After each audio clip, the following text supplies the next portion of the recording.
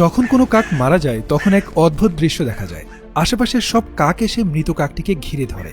দূর থেকে মনে হতে পারে তারা বুঝি শেষকৃত্য বা শোক পালন করছে, কিন্তু আসল রহস্যটা অন্য জায়গায়।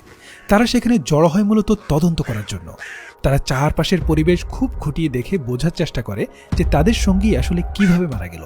সেখানে কি কোনো শিকারী প্রাণী ছিল নাকি অন্য কোনো বিপদ? কাকেরা এই ঘটনাগুলো থেকে শিক্ষা নেয়। তারা মানুষের মুখ খুব ভালো করে মনে রাখতে পারে।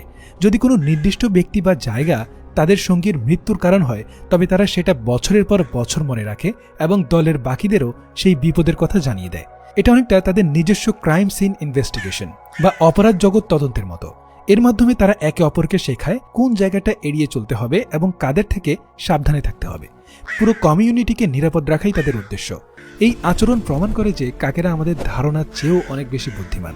তাদের পর্যবেক্ষণ ক্ষমতা এবং নিজেদের মধ্যে যোগাযোগের নেটওয়ার্ক আমাদের কল্পনার চেয়েও অনেক বেশি শক্তিশালী।